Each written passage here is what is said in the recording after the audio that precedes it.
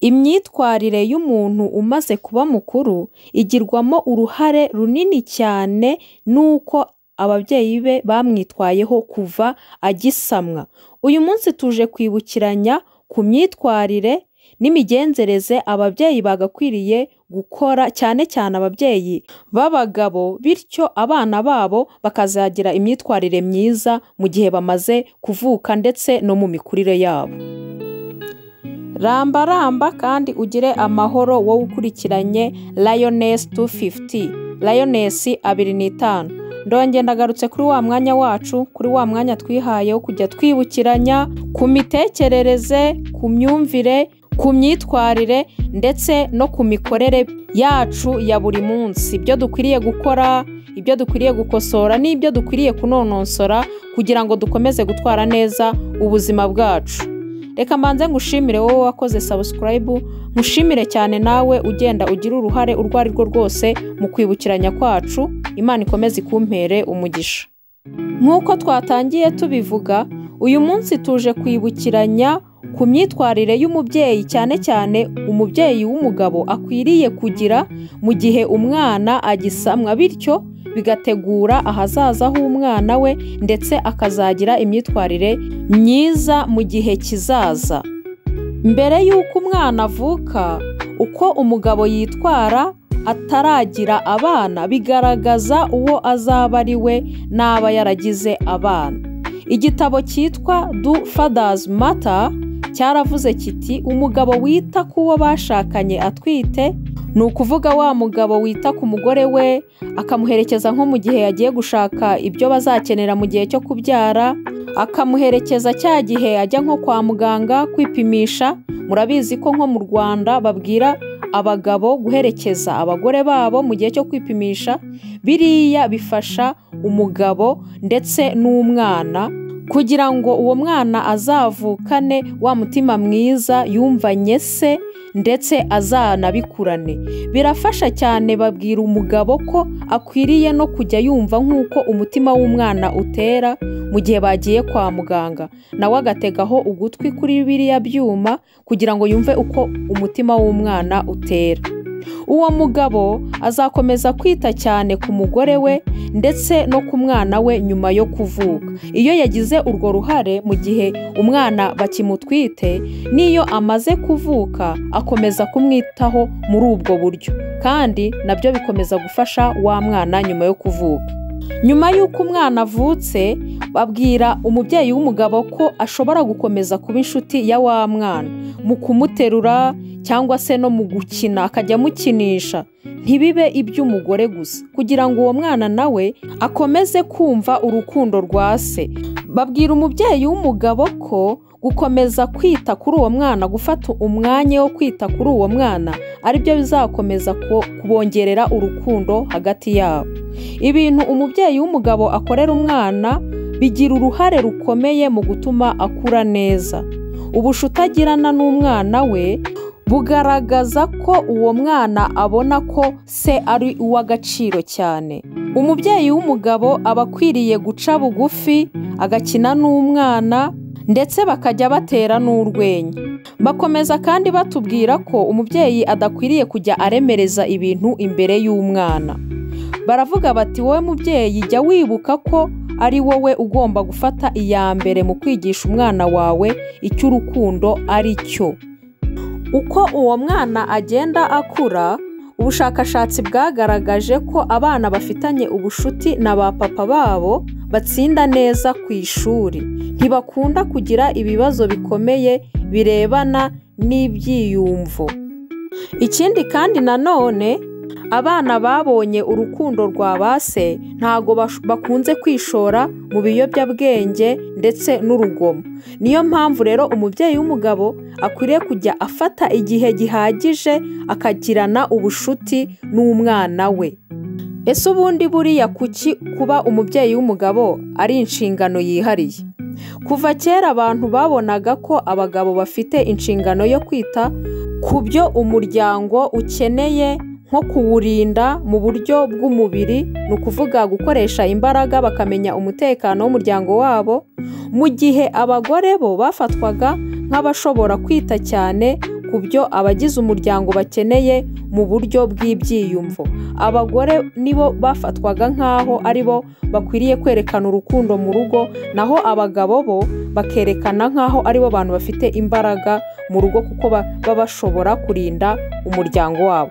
Ariko mu miryango imwe n'imwe izo nshingano umuntu yashoboraga cyangwa se n'ubu ashobora kuzikora zombi. Icyakora abashakashatsi bavuga ko umubyeyi w'umugabo cyangwa uw'umugore buri wese agira uruhare mu burere bw'umwana.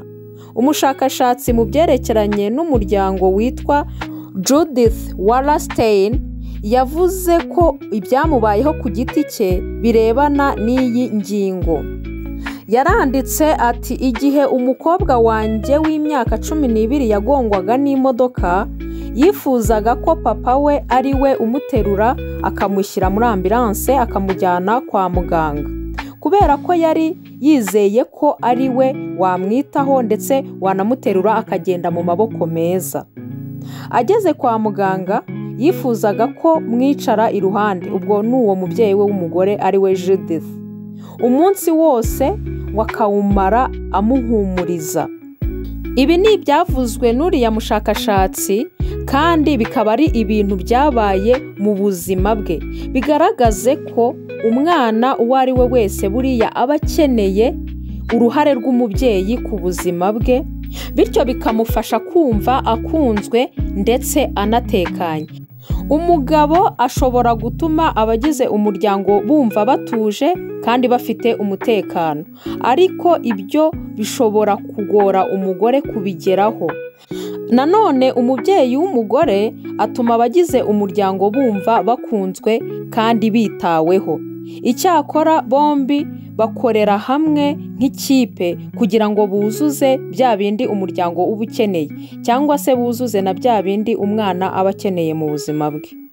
Ikindi tutakwibagirwa kandi ni uko buriya ngo umwana w'umukobwa yigira kuri papa we uko abantu b'igitsina gabo bakagombye kumufata cyangwa se bagomba kumwitaho. Ibyo abyiga mu buryo bubiri bukurikira. Uburyo bwa mbere ni uko buriya umwana w'umukobwa yitegereza uko papa we afata mama we.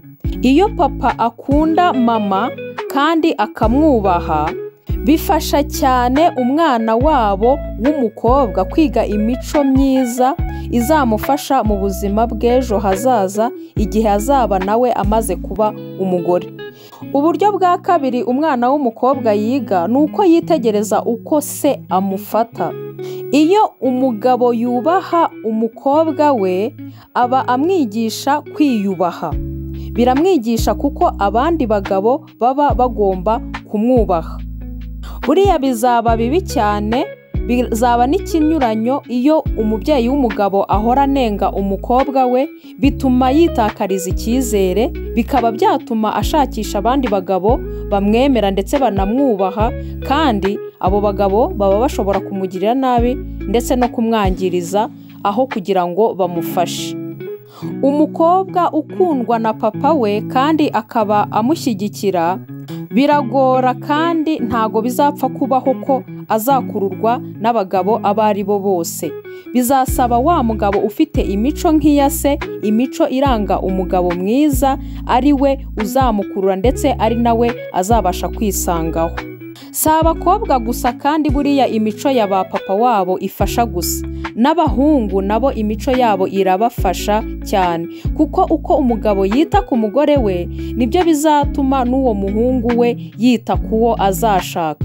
Niyo mpamvu umunyarwanda we yaciye umugani mwiza avuga ati, uwiba ahetse ababwiriza uwo mu mugongo.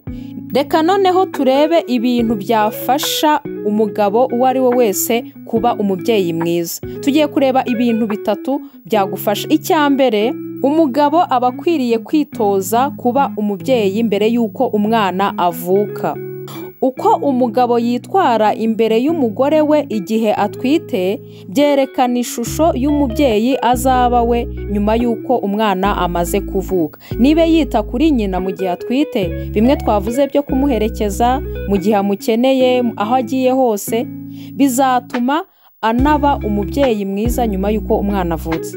Icya kabiri ni ugukomeza kurushaho kuba inshuti y'umwana we mu gihe amaze kuvuka ndetse no mu mikurire ye. Abagabo ntabwo bakwiriye gutererana abana ngo babarekere ba nyina gusa, baba bakwiriye gukomeza nabo kuba inshuti zabo kugira ngo iyo myitwarire bakomeza kubigisha izabaherekeze mu rugendo rwabo rwose kugeza bakuze. Ikintu cya gatatu batubwira ni uko abagabo baba bakwiriye kuba beza. Kugaragariza abagore babo urukundo nibyo byereka abana babo bikanabigisha uko abagabo nyabo bakagombye kwitwara.